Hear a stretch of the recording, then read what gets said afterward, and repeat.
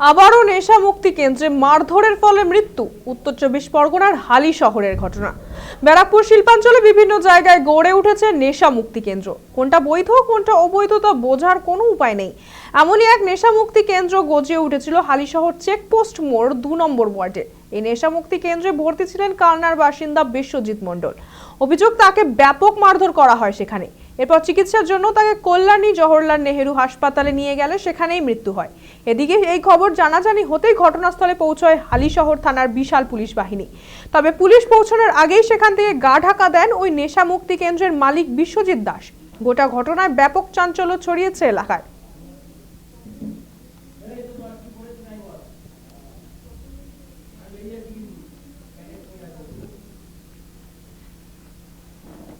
পুলিশের ছবি টবি হয়েছে? হ্যাঁ, পুলিশের ছবি টবি আছে, মোটামুটি আছে। একজনকে বলেছি আমরা জানতামই না যে ওইখানটায় এইরকম একটা কেন্দ্র গড়ে উঠেছে।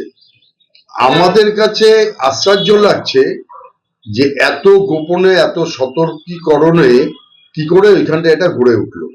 আমি ওই মালকিনের সাথে কথা বলে, ওই বাড়ির মালকিনের সাথে কথা বলে যতটা জেনেছি যে তাকেও অন্ধকারে রেখে, এবং সে যখন নাকি বলেছে যে কি কি পেপারস আছে বলো দেবো দেবো দেবো দেবো করে আর দেয়নি।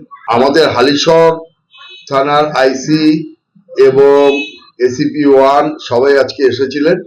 প্রশাসনিক তৎপরতা প্রচন্ড তুঙ্গে, এবং আমরাও একদম বিশ্বাস আমাদের যে প্রশাসন এর তদন্ত করে উপযুক্ত শাস্তি দোষীকে দেবেই, এটা আমরা নিশ্চিত।